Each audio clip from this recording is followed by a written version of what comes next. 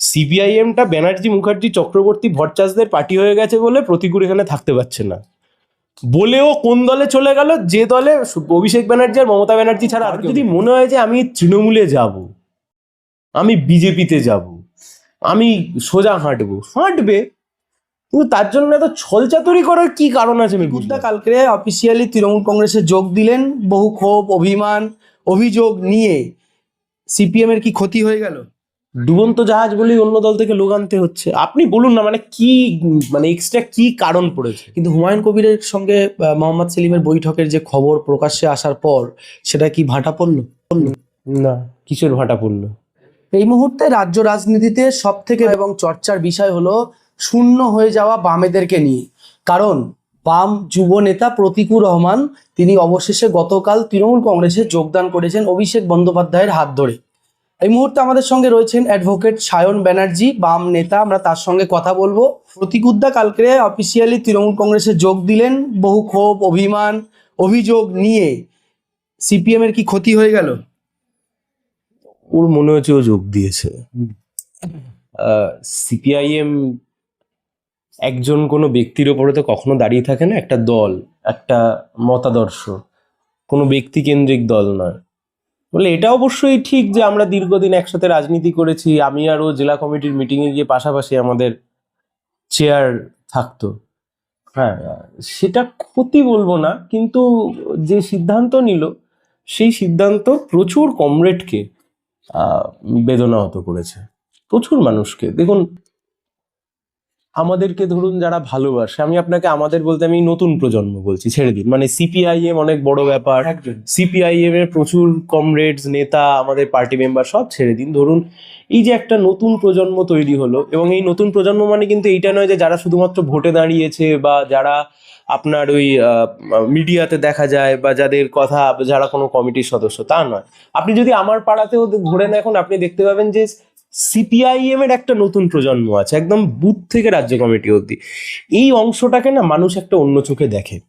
ফলে এই অংশের একজন যখন যায়, স্বাভাবিকভাবে একটা প্রশ্ন তোলে, খারাপ লাগে মানুষের। কিন্তু আমার একটা কথা খুব স্পষ্ট, সেটা হচ্ছে যে দেখুন, কারোর যদি মনে হয় যে আমি তৃণমূলে যাব, আমি বিজেপিতে যাব, আমি সোজা হাঁটবে, কিন্তু তার জন্য এত ছলচাতুরি করার কি কারণ আছে? আমি বুঝলাম। ঠিক আছে, আমার মনে হয়েছে আমি তৃণমূল করো, আমার মনে হয়েছে আমি বিজেপি করো, আমার মনে হয়েছে আমি সোজা হাঁটো, আমার মনে হয়েছে আমি বসে যাব, বসো। কিন্তু তার জন্যই যে এত গল্প, এত নাটক শেষ 5 দিন ধরে করতে হলো, কেন করতে হলো? অপ্রয়োজনীয় নাটক। তৃণমূলে যোগ দেওয়ার 2 ঘন্টা পরে বামেরা বহিষ্কার, মানে আপনারা অফিসিয়ালি বহিষ্কার করলেন প্রতীকুর রহমানকে। কেন? আগে কেন করবো? এর আগে তো যে পদত্যাগপত্র পাঠিয়েছিল সেখানে তো পদত্যাগ হয় না, সেটা প্রতীকুরও জানে। সিপিএম এ কিসের পদত্যাগ হয়? সিপিআইএম এর পার্টি মেম্বারশিপ প্রতি বছর রিনিউয়াল হয়। এই যে 30 তারিখ, 1 তারিখ, আগামী মাসের 1 তারিখে আমাদের দক্ষিণ 24 পরগনা জেলা কমিটির রিনিউয়াল আছে। তো স্বাভাবিক, ও যদি রিনিউয়াল না করতো এমনি সিপিএম এর পার্টি সদস্য থাকতো না, সিপিএমই থাকতো না। আচ্ছা, ও নিজেও জানে কোনো পদত্যাগ বলে কিছু হয় না, কমিটি থেকে বেরিয়ে যেতে পারে, তাও মানে এত দূর অব্দিও হতে পারে। সিপিআইএম থেকে পদত্যাগ আমরা অন্তত কোশ্মিনকালে কখনো শুনিনি।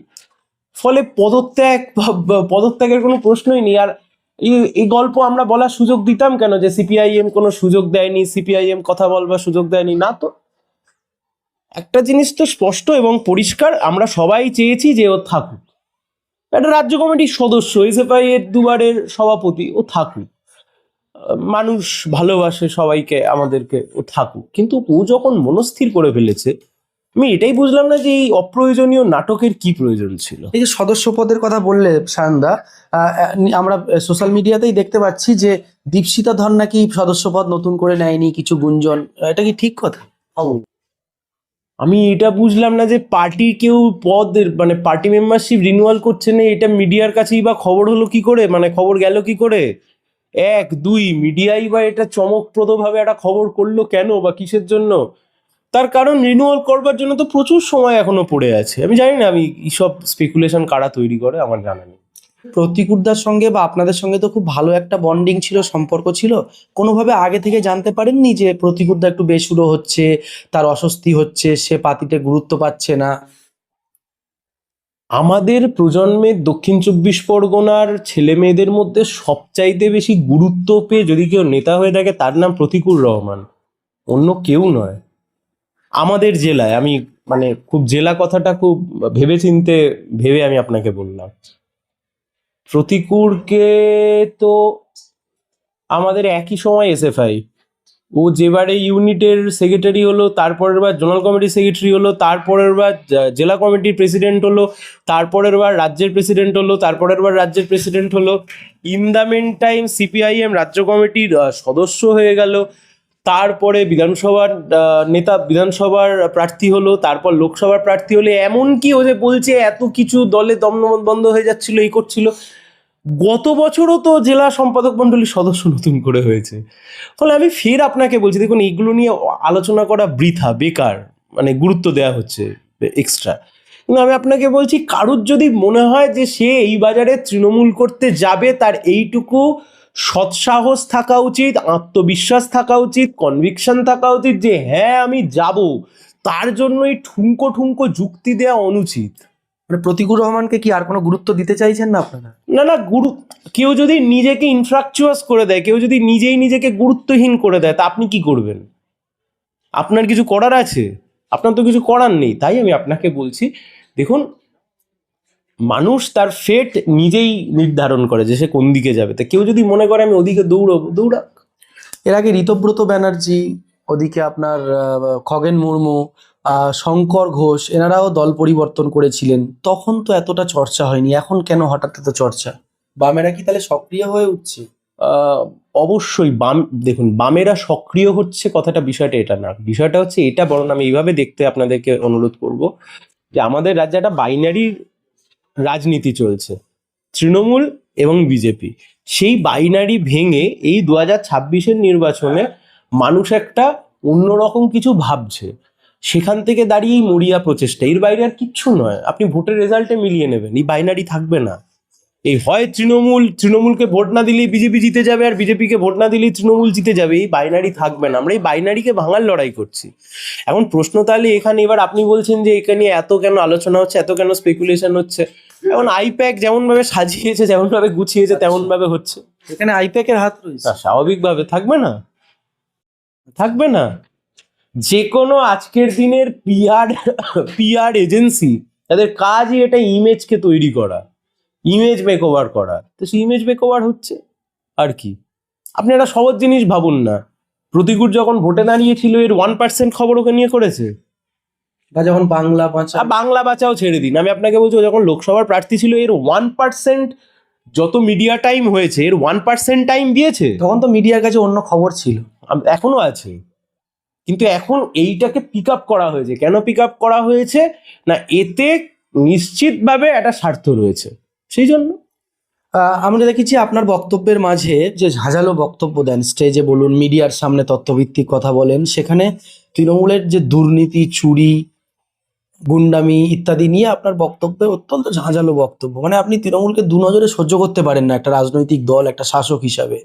তাহলে কি আগামীতে যদি মনে হয় যে বামেরা পারছে না, সেক্ষেত্রে কি বিজেপির হাতও ধরতে পারেন প্রয়োজনের তাগিদে? এই প্রশ্ন এলো কোথা থেকে? মানে এই প্রশ্নের কারণ কি আমি তো বুঝতে পারলাম না। আপনাকে এমন তথ্যই বা কে দিল যে আমি তৃণমূলকে সহ্য করতে পারি না, বিজেপিকে সহ্য করতে পারি? রাজ্যে যেহেতু তৃণমূল ক্ষমতায় আছে, কারণ কাল প্রতিকুরদাই একটি উত্তরে বলছিলেন যে আমাদেরকে, মানে একজন সাংবাদিক প্রশ্ন করেছিলেন যে প্রতিকুর, আপনাকে কি বলা হয়েছিল যে শুভেন্দুর বিরুদ্ধে কম কথা বলতে? প্রতিকুরদা বলেছে না, এমনটা নয়, তবে যেহেতু রাজ্যে তৃণমূল ক্ষমতায় আছে, তৃণমূলের বিরুদ্ধে বেশি বলতে বলা হয়েছিল। সেই জায়গা এটা স্বাভাবিক, এতে অস্বাভাবিক কিচ্ছু নেই আকরামুল। এটা এর সাথে এই মানে এটা ইচ্ছা করে কেউ ভুল বোঝানোর চেষ্টা করছে। আমাদের রাজ্যে তৃণমূল সরকার চালায়, এটা কি ভুল? তৃণমূলের বিরুদ্ধে 1000টা অভিযোগ আছে, তা কি ভুল? কেন্দ্রের সরকার বিজেপি চালায়, তা কি ভুল? কেন্দ্রের সরকারের বিরুদ্ধে 1000টা অভিযোগ আছে, তা কি ভুল? নয় তো। এখন তুমি যখন রাজ্যের নির্বাচন লড়তে যাচ্ছ, তুমি কি কেন্দ্রের নির্বাচনের ইস্যুকে তুমি নিয়ে এসে তোমার কাজটা কি, তোমার লাভটা কি? ঠিক একই রকম ভাবে তুমি যখন একটা দেশের নির্বাচনে পার্টিসিপেট করেছো, তুমি সারদার দুর্নীতি আর রোজভ্যালির দুর্নীতি বলে তুমি বলো, কিন্তু সারদার দুর্নীতি আর রোজভ্যালির দুর্নীতি বলে তোমার কি পলিটিক্যাল এজেন্ডা ফুলফিল হতে পারে? তখন তো তোমাকে বলতে হবে গ্যাসের দাম, পেট্রোলের দাম, ছেলে মেয়েদের চাকরি নেই, কাজ নেই, কোথায় গিয়ে জিডিপি দাঁড়াচ্ছে, সামগ্রিকভাবে টাকার দাম কমছে, এ তো বলতেই হবে। ফলে এই পার্টি লাইনে এতে তো কোনো ভুল আছে বলে আমাদের মনে হয় না। না, কিন্তু এসআইআর সাম্প্রতিককালে যে এসআইআর, যেটা নিয়ে মানুষের মধ্যে একটা ব্যাপক চাঞ্চল্য, একটা অস্থিরতা যে কি হবে, নাম বাদ যাবে না তো আতঙ্ক, সেখানে তো কেন্দ্রের সরকার বা নির্বাচন কমিশনারের এখানে ভূমিকা রয়েছে। তাহলে এটা নিয়ে তো আরো বেশি আন্দোলন, আরো বেশি প্রতিরোধ প্রতিবাদ করা দরকার ছিল। মমতা বন্দ্যোপাধ্যায় যখন সুপ্রিম কোর্টে গিয়ে মুখ করলেন, তারপরে আপনাদেরকেও দেখলাম যে আপনি এবং অ্যাডভোকেট সব্যসাচী চ্যাটার্জি আপনারা তারি বানুকে হাইলাইটস করলেন। তারপরে কেন, তৃণমূলের পরে কেন? হ্যাঁ, আমি তোমাকে এইটা ভাববার জন্য অনুরোধ করব, মমতা ব্যানার্জি মামলা করতে গেলেন কখন এসআইআর নিয়ে? যখন এসআইআর এর কাজ প্রায় শেষ। এসআইআর এর কাজ শুরু হয়েছে অক্টোবর নভেম্বর মাস থেকে। আজকে আমরা দাঁড়িয়ে আছি by the end of February মাস। কিছুদিন পরে ভোটার লিস্ট বেরোবে। জানুয়ারি মাসের শেষের দিকে মুখ্যমন্ত্রী গেলেন মামলা করতে। ততদিনে ড্রাফট বেরিয়ে গেছে, ততদিনে হিয়ারিং শুরু হয়ে গেছে। উনি প্রথমে বললেন এ রাজ্যের বুকে আমি এসআইআর করতে দেব না। তারপরে দেখা গেল ওনার রাজ্যের সরকারের কর্মচারীরাই এসআইআর করবার জন্য সবচাইতে বেশি ঝাঁপিয়ে পড়লেন নির্বাচন কমিশনকে সাহায্য করবার জন্য। তাছাড়া কি উপায় ছিল? না না না, তাহলে বললেন কেন করতে দেবো না? তাছাড়া উপায় ছিল না তো বুঝলাম, তাহলে বললেন কেন? তাহলে গল্প শোনালেন কেন করতে দেবো না? 21শে জুলাইয়ের মঞ্চে বলেছে। হ্যাঁ, আমি বলছি তাহলে এই গল্প শুনিয়েছিলেন কেন? কোন কারণে, কোন আনন্দে? এসআইআর এর বিরুদ্ধে মিছিল করবেন মুখ্যমন্ত্রী এখানে, আর ওয়াকাফের বিরুদ্ধে, ওয়াকাফ আইনের বিরুদ্ধে মিছিল করতে গেলে এখানে কলকাতার পুলিশ মেরে তুলে দিয়ে বলবে দিল্লিতে যাও। এই দুটো একসাথে চলতে পারে? মুখ্যমন্ত্রী বলবে আমি এসআইআর এর বিরুদ্ধে লড়াই করছি বলে উনি যাদবপুর থেকে হাঁটা শুরু করবেন, আর আমার রাজ্যের প্রগতিশীল সংখ্যালঘু মানুষ হতে পারে বা অন্য যে কেউ যারা মনে করে ওয়াকাফ আইনের উদ্দেশ্য আসলে একটা কমিউনাল টেনশন তৈরি করা, তারা যখন মিছিল করবে মুখ্যমন্ত্রী বলবে মেরে ধরে যে যাও দিল্লিতে, যাও দিল্লিতে গিয়ে মিছিল করো। এ দুটো একসাথে তো চলতে পারে না। মুস্তারি বানু মামলা করেছিল নভেম্বর মাসে। আমি গতকাল শুনলাম ওই যে তৃণমূলে যে গেছে সে বলেছে একদম মুখ্যমন্ত্রী মমতা ব্যানার্জি লড়াই করলো, এত কিছু করলো, তার কাছে তো একটা আইনজীবী ডিগ্রি আছে, তো ও যায়নি কেন? ও তারা গায়ে একটা কালো কোট চাপিয়ে তো চলে যেতে পারতো, যায়নি কেন জিজ্ঞেস করবেন? ও তো বললো যে মুখ্যমন্ত্রী গেছেন, মুখ্যমন্ত্রী গিয়ে একেবারে বিশাল লড়াই আন্দোলন করে ফেলেছেন সুপ্রিম কোর্টে, এই তো কথা। একেবারে তাই তো। তো ও যে বলছে তারও তো একটা আইনজীবীর ডিগ্রি আছে, সে যায়নি কেন? কে বারণ করেছিল ওকে? পার্টি আটকে ছিল পার্টি। এসআইআর এর মামলা লড়বার জন্য আমরা আমাদের পকেটের পয়সায় মামলা করতে গেছি, কেউ দেয়নি 10 পয়সা। এই যে আজকে এত বড় বড় ডায়লগ ঝাড়ছে, দিতে পারতো তখন কিছু টাকা পয়সা, যে ভাই যা লড়। তাই আমি বলছি যে সব কিছুকে না নিজের একটা প্রোপাগান্ডার চোখ থেকে যদি আমরা দেখতে চাই তাহলে ভুল হয়ে যাবে। কিন্তু মানুষের কাছে কি এই বার্তা দিতে পারলেন কোনোভাবে? মানে আপনারা যে এসআইআর এর বিরুদ্ধে লড়াই করছেন, আপনারা মুস্তারি বানুকে নিয়ে প্রথম মামলা করেছিলেন, সেটা কি মানুষের কাছে পৌঁছাতে পারলেন? আমি আবার বলছি, মানুষের কাছে পৌঁছানোর কাজ মিডিয়ার, আমার নয় তো, আমার দলের নয় তো। মোহাম্মদ সেলিম ডেকে প্রেস কনফারেন্স করতে পারেন, এখন প্রেস দেখাবে কি দেখাবে না শুধু মোহাম্মদ সেলিম ঠিক করবে না, প্রেস ঠিক করবে যে শোভন বৈশাখীর কালার ম্যাচ করলো কিনা, প্রেস ঠিক করবে সকালে তৃণমূল রাতে বিজেপি, সেই নেতা কি বললো, কি খেলো, কি ঘুমোলো তা নিয়ে। তাহলে আমাদেরকে বলুন যে এটা আমাদের কাজ? এটা আমাদের কাজ না। তাহলে কাজটা কোনটা? কাজটা হচ্ছে এটাই, কাজের কাজ করা, এর বাইরে অন্য কিছু না। এই এসআইআর এর ফলে মানুষ হেনস্থা হয়েছে। বাংলা বাঙালির একটা অংশ মনে করেছিল বামেদেরকে তারা আবার ভোট দেবে বা বেছে নেবে, বা আপনি বলছেন যে এখনো তারা চাইছে। কিন্তু হুমায়ুন কবিরের সঙ্গে মোহাম্মদ সেলিমের বৈঠকের যে খবর প্রকাশ্যে আসার পর, সেটা কি ভাটা পড়লো? না, কিসের ভাটা পড়লো? কার ভাটা পড়লো? মানে বামেদের সেই তাহলে হুমায়ুন কবিরের সাথে থেকে যদি কারোর ভাঁটা পড়ে, তাহলে সেই ভাঁটা সবচেয়ে বেশি বিজেপির পড়ার কথা। 2019 সালে প্রার্থী ছিল বিজেপির, তাই তো, তৃণমূলের মন্ত্রী ছিল। মানে হুমায়ুনকে যে দৃষ্টিভঙ্গিতে আপনি বলার চেষ্টা করছেন, আমিও আপনার সাথে সহমত পোষণ করেই বলছি যে হ্যাঁ ওই দৃষ্টিভঙ্গি ঠিক। তাহলে ওই দৃষ্টিভঙ্গিতে সেই সময়তে হুমায়ুন তৃণমূলের মন্ত্রী ছিল তো। তা তখন হুমায়ুনকে নিয়ে আপনারা এত আলোচনা করলেন না কেন? আমি সায়ন ব্যানার্জি সোনারপুর থানায় হুমায়ুন কবিরের নামে একটা অভিযোগ করেছিলাম। কভার করেছিলাম না, আপনি কভার করেছিলেন, আর কে কভার করেছিল? তাহলে এটা যখন আপনি মনে করছেন হাত ওপরে আছে, এটা ঠিক, যে এই হাতের ক্ষমতা আছে তাই জন্য এখানে ধরে রাখতে পেরেছে। এবার আপনি যখন মনে করছেন না না এই বাবা হাত মাটিতে রাখতে পারছে না, এটা তো ঠিক না, তার মানে আপনার মনে হওয়ার ওপরে আর আপনার দৃষ্টিভঙ্গির ওপরে সবটা নির্ভর করতে পারে না। মানুষ তার প্রয়োজনীয় কাজ করবে। এই যে আমি আপনাকে বললাম, ধরুন ভোটের আগে তৃণমূলের কি এমন দরকার পড়লো যে একটা শূন্য হয়ে যাওয়া সিপিআইএম এর দল থেকে লোক নিয়ে আসতে হচ্ছে? তৃণমূল কালকে তো আমি এই প্রশ্ন করাতে অভিষেক ব্যানার্জি খুব রেগে গেছে আমার উপরে। না না, সে উনি রাখবেন, সে তো স্বাভাবিক বিষয়, কিন্তু আমি আপনাকে বলছি যে তৃণমূল তাহলে ডুবন্ত জাহাজ বলেই অন্য দল থেকে লোক আনতে হচ্ছে। আপনি বলুন না, মানে কি, মানে এক্সট্রা কি কারণ পড়েছে?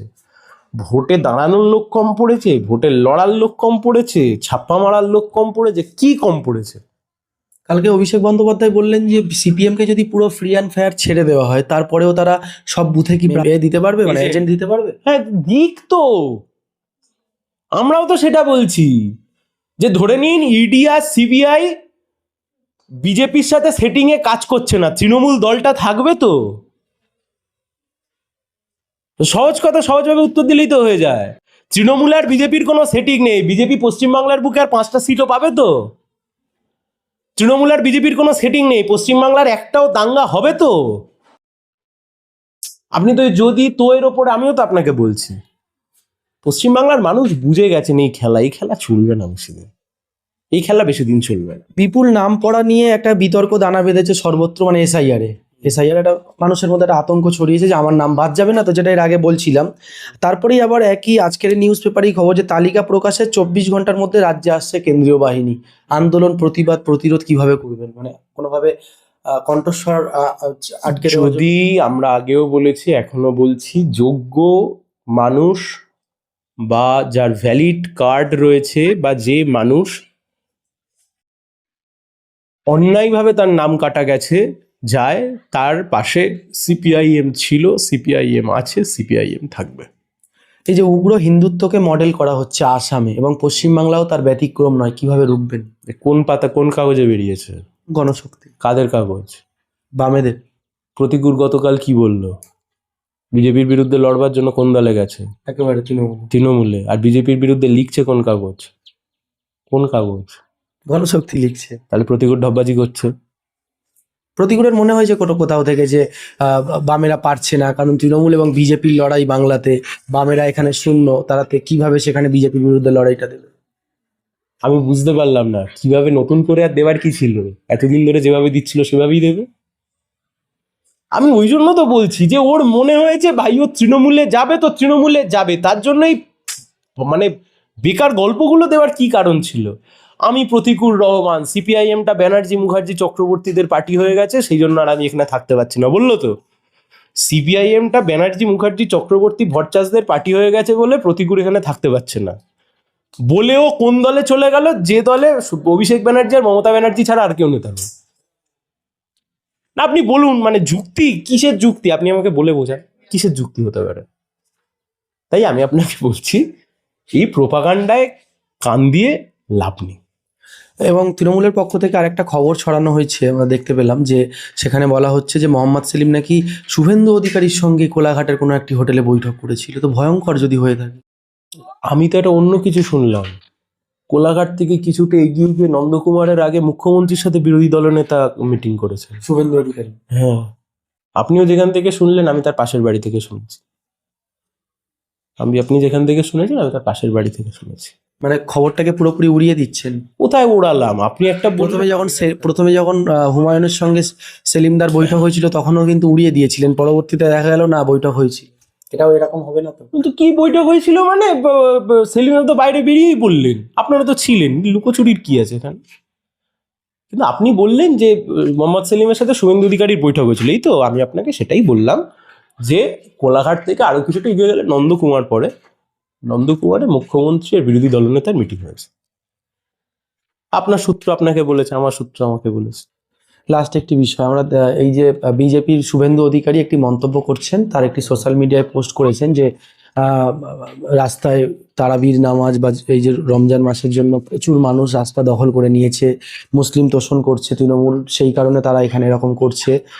এই আবার একটা যে মানে বিভাজনের একটা যে বিষয়, হ্যাঁ, বিভাজন করেই তো তৃণমূল আর বিজেপি বেঁচে আছে, নাহলে আর বেঁচে থাকার আছে কিছু? রাজনীতি করার আর কিছু আছে? ছেলেপুলেরা কি খেলো, কারোর কোনো মাথা ব্যথা নেই। স্কুলগুলো উঠে গেল, কারোর কোনো মাথা ব্যথা নেই।